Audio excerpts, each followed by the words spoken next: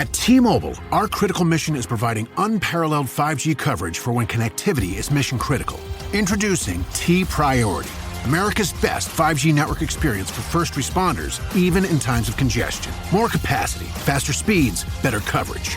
T-Priority from T-Mobile, built for tomorrow's emergencies, ready today. Discover more at t-priority.com. For qualifying organizations on eligible rate plans, coverage not available in some areas and may be impacted by emergencies.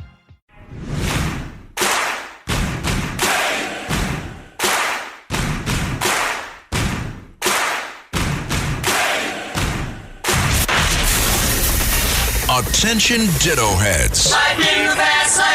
Attention Bo Scouts. Goes by the pseudonym Bo Snerdley. It's time for the Soul of Excellence. He is a radio host here in New York. The Rush Hour is on the air. Rush. Now here's James Golden.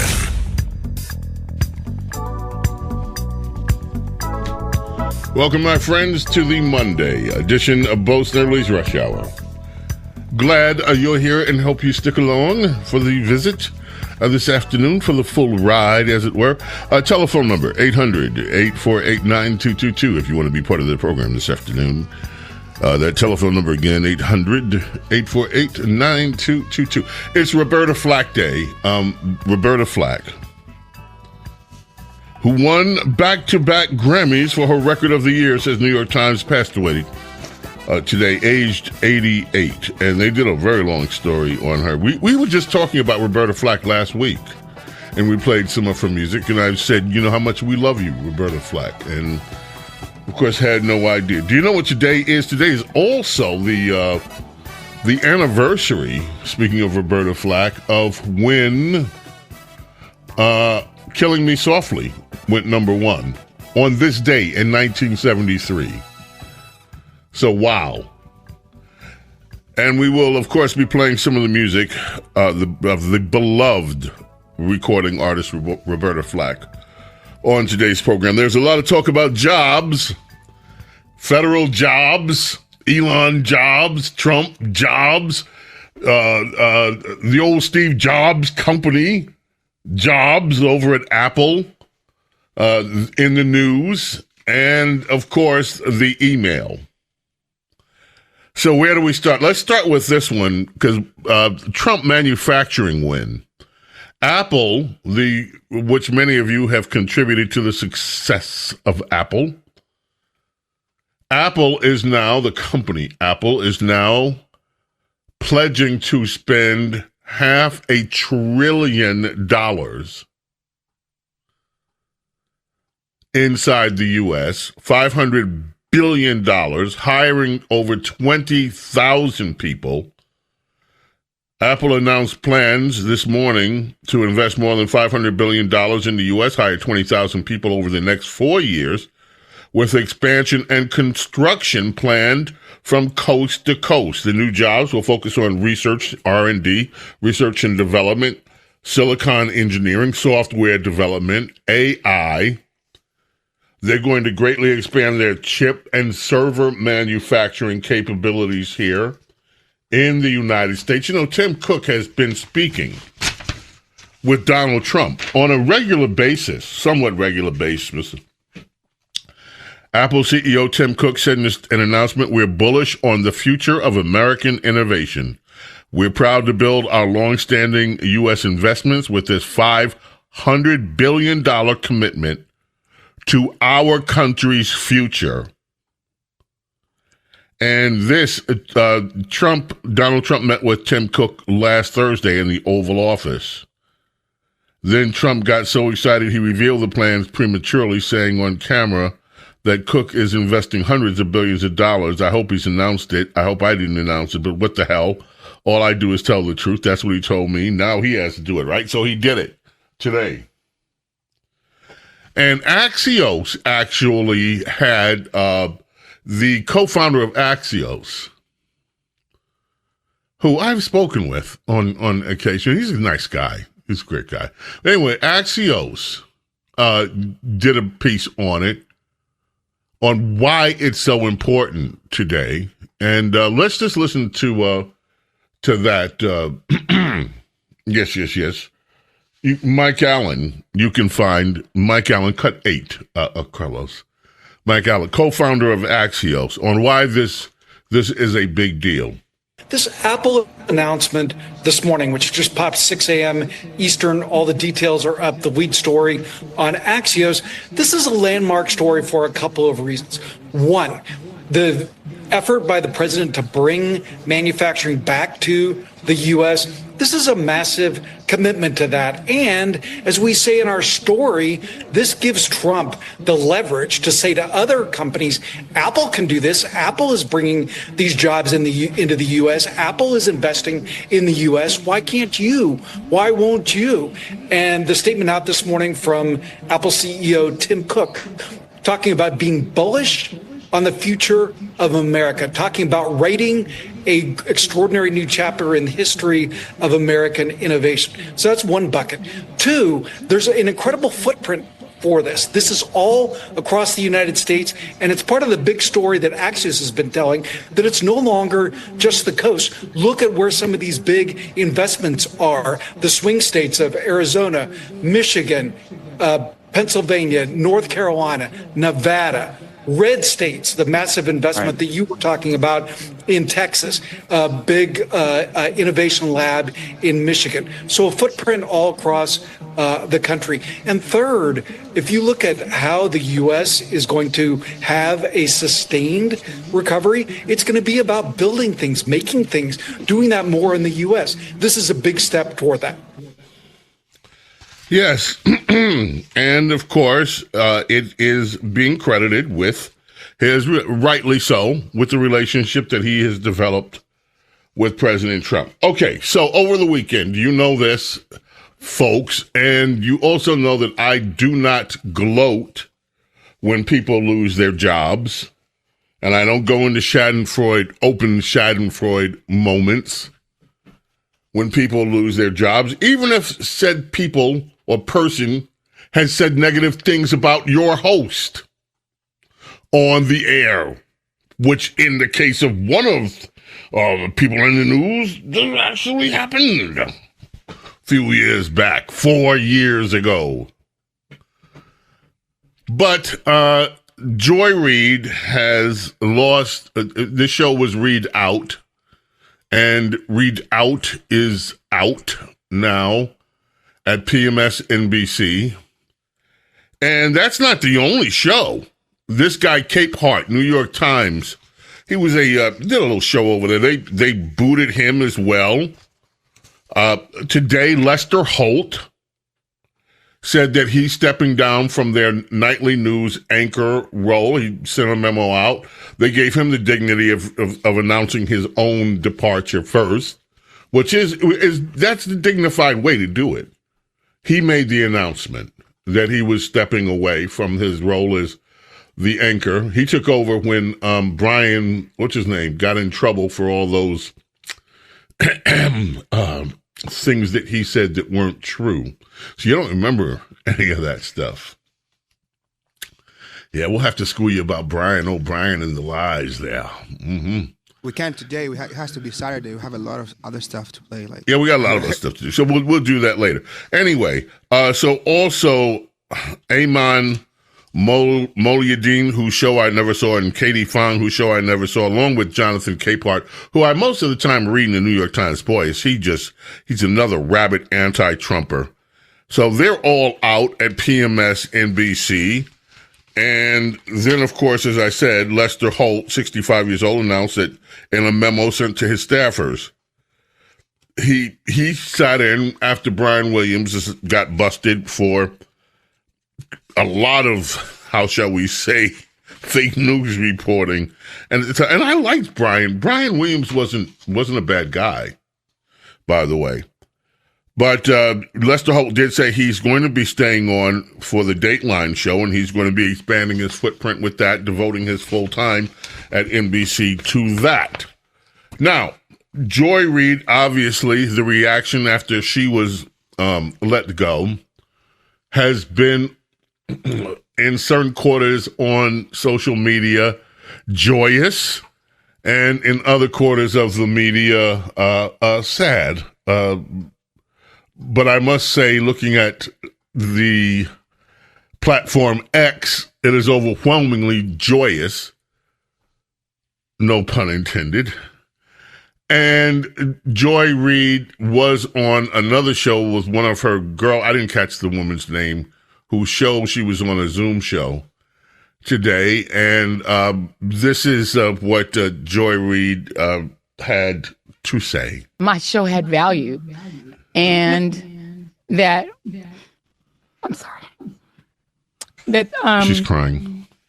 That what I was doing had value. And in the end, I'm sorry, I try not to cry on TV. And I think this is kind of like me on TV, so I apologize. And that it mattered. I see Karen is there, and she's been texting me as well. And so what I will just say is that in the end, thank you. Somebody just gave her a hanky. Where I land is that Kleenex.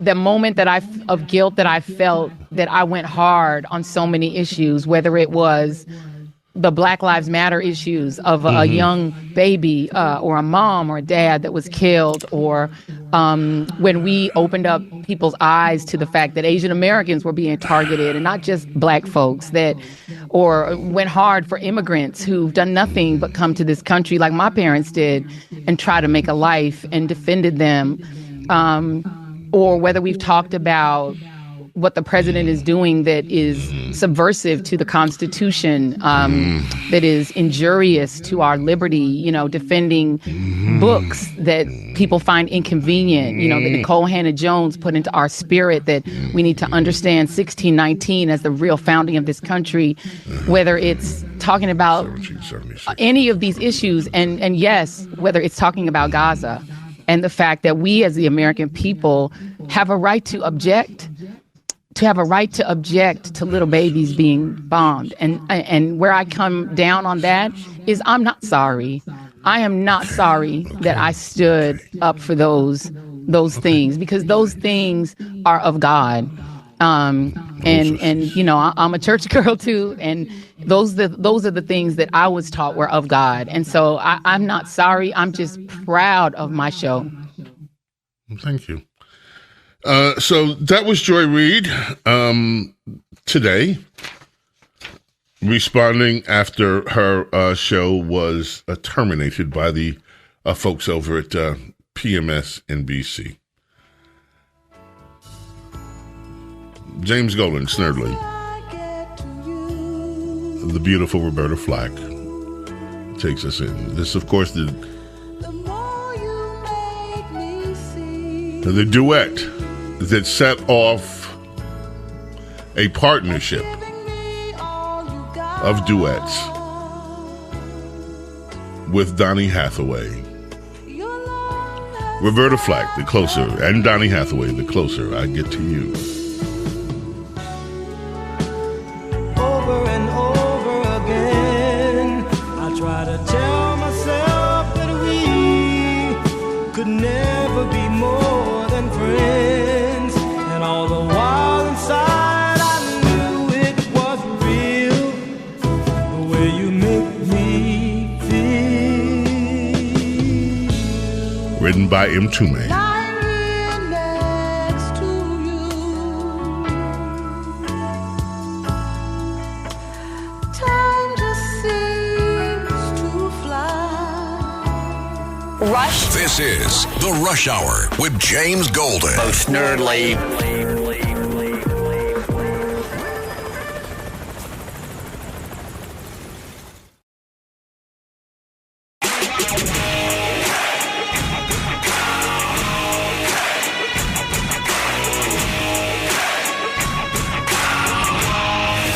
James Golden, known popularly as Bo Snerdley. This is The Rush Hour with James Golden. Rush. Is this a Luigi hat? That Yes, it's a yes. Luigi Mangione? Eat the CEO, because you push people too far, and when you push people against the wall and they have nowhere to go, they're going to push back. And right now, the 1% is taking advantage of the masses, and we are just sitting and being complacent and taking it. It is time for us to say no. We outnumber the billionaire bloodsuckers. We need to make them afraid. Right now he has 20 bodyguards. He needs to have 100.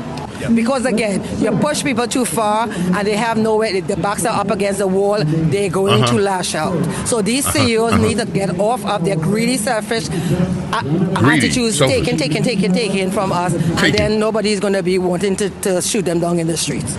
If I wish for you to go shoot yourself into the sun, I want you to be going. Got it. Yeah. So I want Elon Musk to be going. Yeah. You want him to be gone. You want him to. Yes, he's a selfish. You want a Luigi. You want a Luigi. He's a selfish, greedy bastard who is just sucking the humanity out of the world, and we need less Elons and more Luigis. Yes, I said.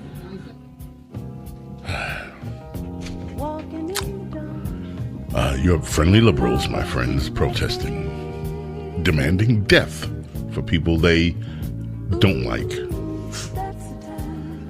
The beautiful music of Roberta Flack continues as we celebrate a life legacy of amazing, beautiful performances and musicianship from the one and only Roberta Flack. Passed away earlier today.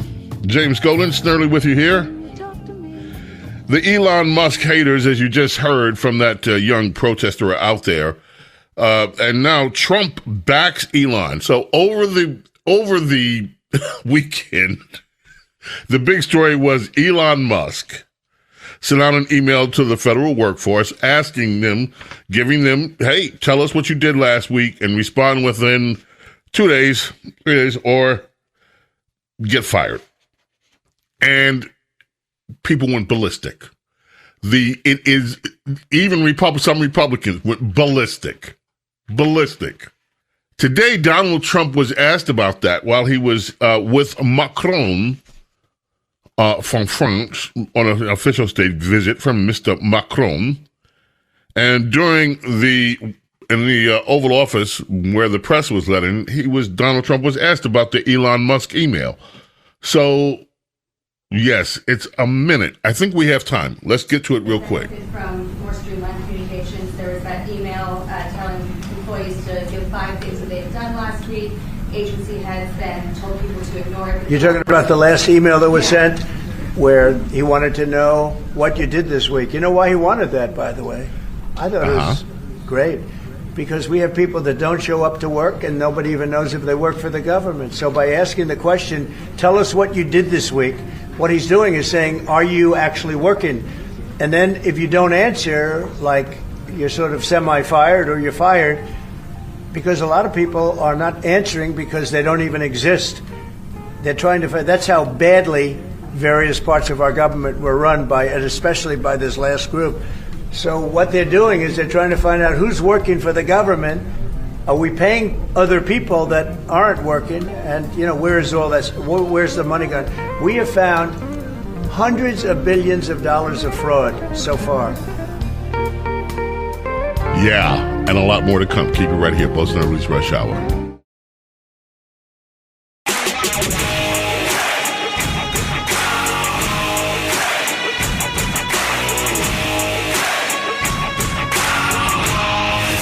James Golden, known popularly as Bo Snerdley. This is The Rush Hour with James Golden. Rush. And now, ladies and gentlemen, a word from Trump hater Mark Cuban. Mark Cuban, no friend of Donald Trump. I think we can say he's a pretty fair critic, right? Here he is going after Democrats, saying that they can't sell their own message. The Democrats can't sell word.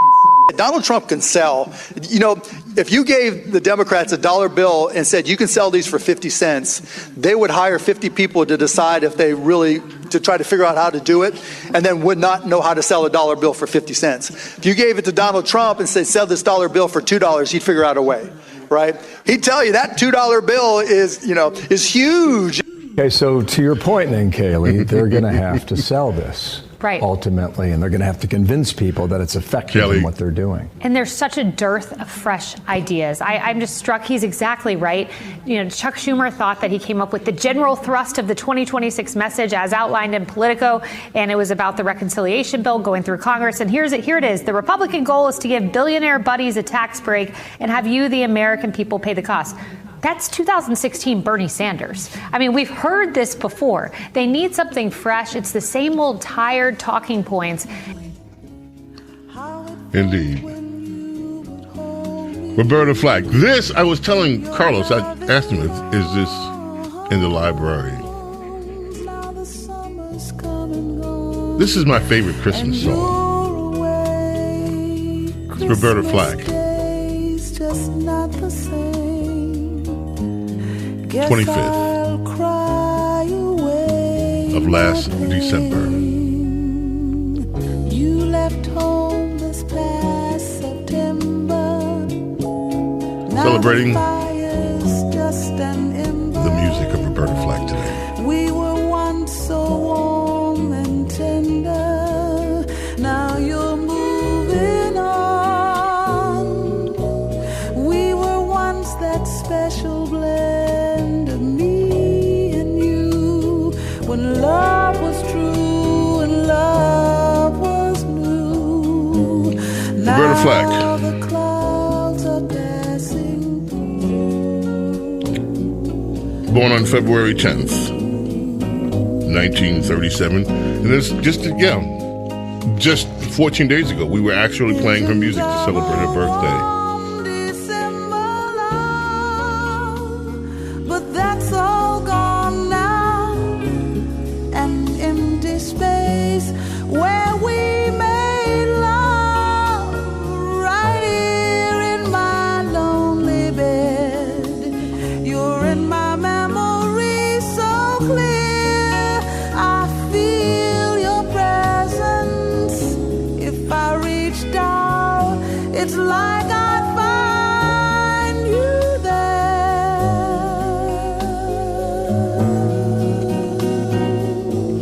She began tinkering with the piano as a young child, sitting on her mom's lap in the Methodist church. She started tinkering on it herself. A Sunday school teacher ended up paying for Roberta Flack to take lessons. They bought a ramshackle upright piano from a junkyard, which the family restored and painted green. By 9 years old, Roberta was playing Chopin. At 13, she accompanied the church choir, Handel's Messiah. Since you were gone, I'm on my very own. Roberta Flack. My pain has grown. On Bo Snerdley's Rush Hour this afternoon, we're going to get to some telephone calls. I do want to hear what people have to say. I want to take one or two other sound bites really quickly first. So you heard Donald Trump and explaining why this email was sent. There is a lot of controversy around this Elon Musk email. Trump backs Musk as he roils federal workforce with demands and threats. And that's the headline from the AAP today. There has been a lawsuit filed already, spearheaded by State Democracy Defenders Fund. They call the threat of mass firings one of the most massive employment frauds in the history of the country. While actually what's going on is the fraud is being exposed. So you already have lawsuits. Donald Trump is saying workers who don't respond to Elon Musk email risk being fired. What he's doing is saying, are you actually working? If you don't answer, then what? We're talking about ghost employees in cases, then federal employees who don't return to the office will be placed on administrative leave. Today was the day that federal workers are supposed to actually show up at their jobs. Imagine this. We are now living in an age where people are being begged to come to work. While the government is paying paychecks for these people, you have to beg some of them. Beg them to come to work. And so you get the kind of reactions that you do. Cut for, Carlos, the kind of reactions to this on CNN, of course, with that Brianna woman. This is one of the interviews that she ran. First, just tell us about this email and what it was like receiving it and what you all have talked about after getting it.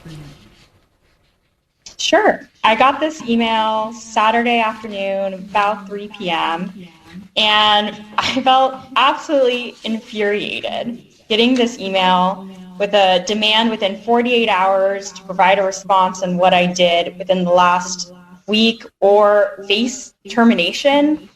This is clearly an attempt from Elon Musk to harass and bully and intimidate the federal workforce, which is part of his broader plan to gut the federal workforce and privatize public sector services to ensure that corporations like his own can get more profit.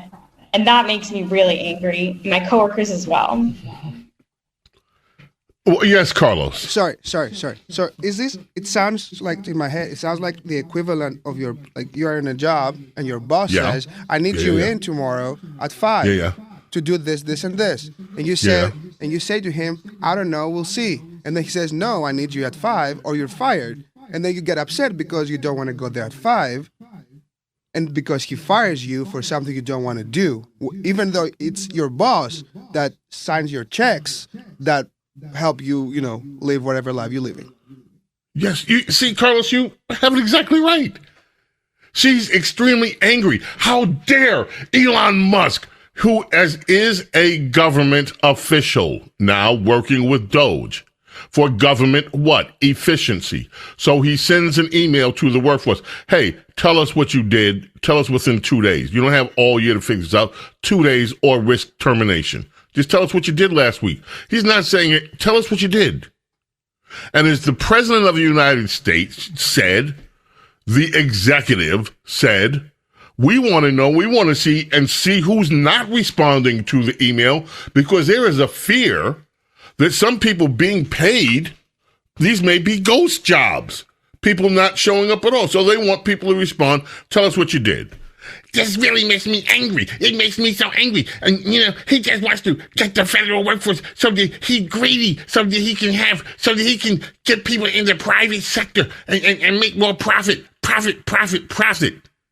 No. And you also then have articles, like there's an article, I won't spend any time on it now, because it will take too long, about the displaced federal workers, people that have lost their jobs, and how difficult it is, because some of the jobs that they do are so, how shall we say, not mainstream jobs, so they're having a different time.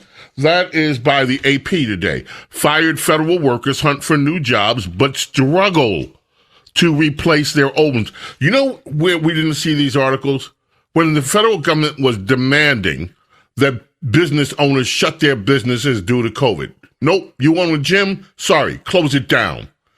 How am I going to make a living? Screw you and your living. Just close it down. And this happened, not just gym owners, so many other people in COVID lost their jobs. Government didn't give a damn. They just told them to do it. How you make out in life is your business. And the press, these same people that are now writing all these articles, these same interviewers over at CNN, they weren't interviewing people, well, gee, how are you going to make a living now that the government mandated that you close down your business?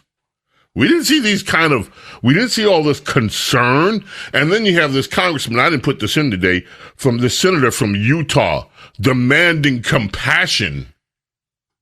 And there's nothing wrong with compassion, but basically, it's like, where was all of this when the government was mandating people shut their businesses down because of faulty claims that what they were doing was science evidence based, and it was not. Anyway, I want to get to a few calls. So let's break early because I want people to be able to weigh in on these things. People want to comment on Miss Reed leaving PMSNBC, and some of the other things in the news. Again, Roberta with Donny Hathaway. And you were gonna say goodbye.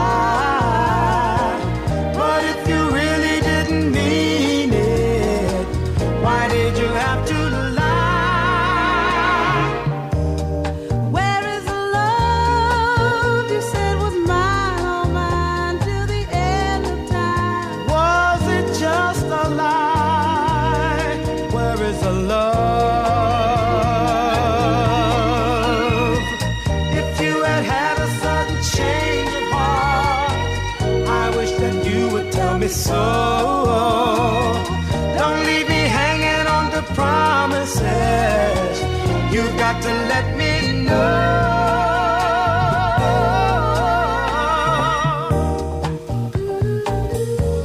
Rush. This is The Rush Hour with James Golden. Bo Snerdley.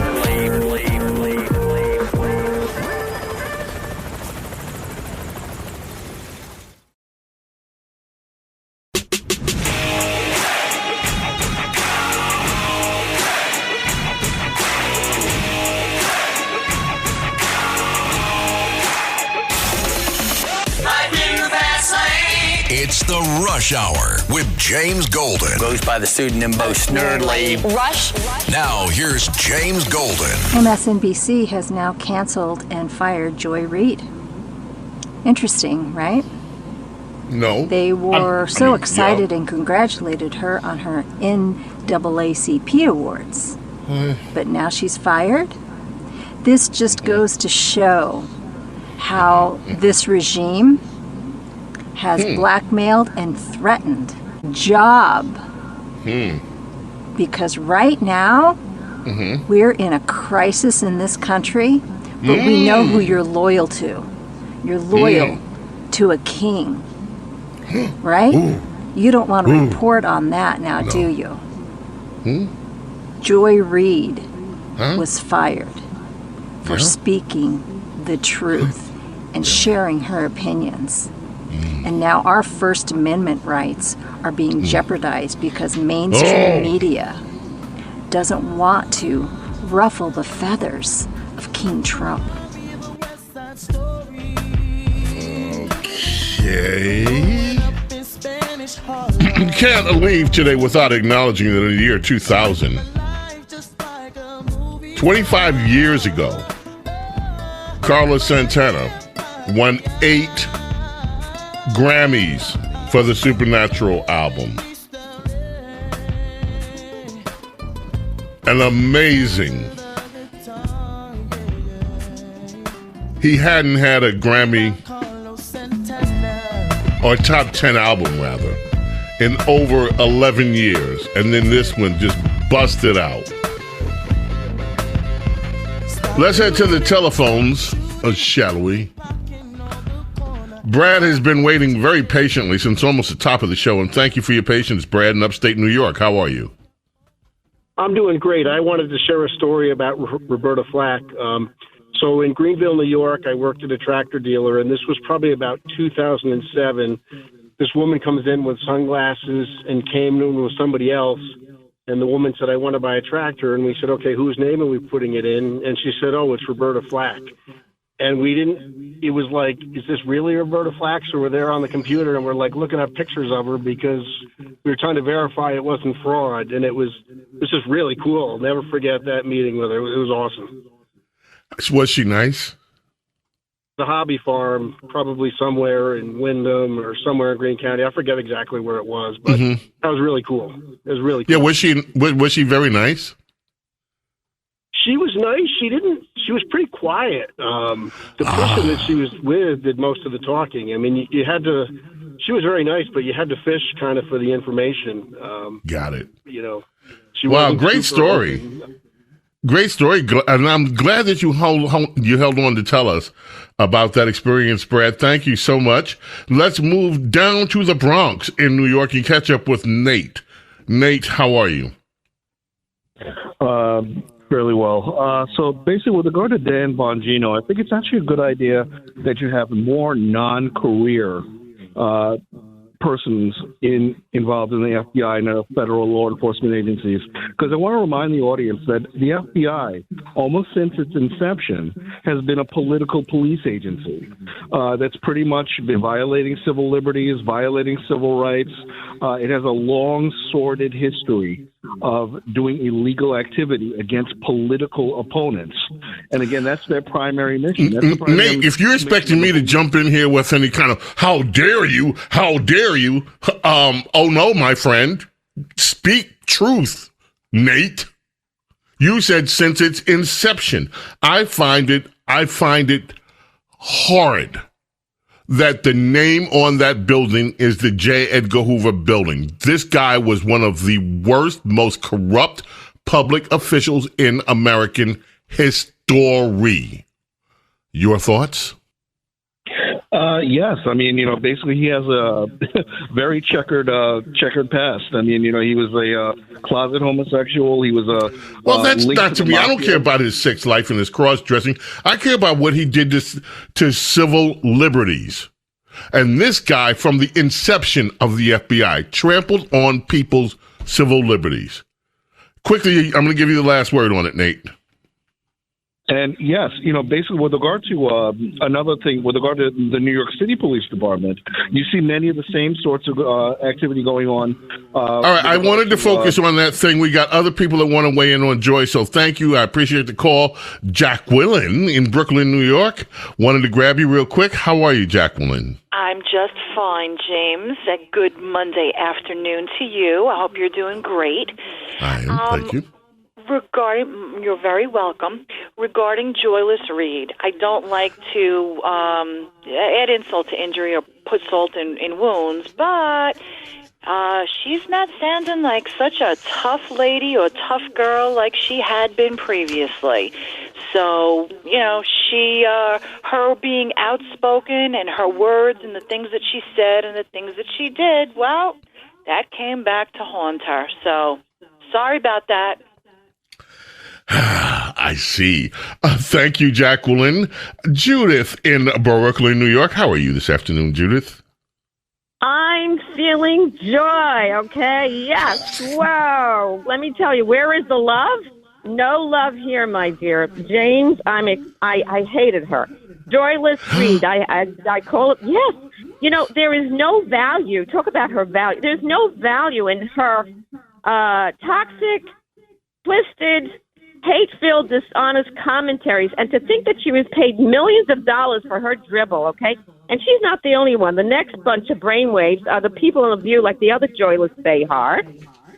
They lower standards of media responsibility, and that stupid woman, how about loyalty to honesty and truth for a change, okay, instead of their twisted dishonesty stuff? I have no tolerance for them. You mentioned The View. There was a story published on Friday that I missed until today. Morale low at The View after host asked to dial back Trump criticism, according to some sources. The fiery host at The View have faced pressure to dial it back, and it's led to tension in front of the cameras. Ah, yes. Things are changing in the media environment. My friends, we'll leave you today with the music of Roberta Flack. This is, of course, her big one of her big ones. And of all things, today is the anniversary of this song going to number one. Today. Anyway, James Golden, may God bless and protect each and every single one of you, your family, your loved ones. Love and gratitude, my friends, for your being with me and allowing me to be with you. God willing. We're back tomorrow. Until then, I bid you adieu. Singing my life Bye. with his words, killing me softly with his song, killing me softly with his song. What is Dax, are you? Tracking all our cars on Carvana Value Tracker on all our devices? Yes, Kristen, yes I am. Well, I've been looking for my phone for... In Dax's domain, we see all. So we always know what our cars are worth. All of them? All of them. Value surge, trucks up 3.9%. That's a great offer. I know. Sell? Sell.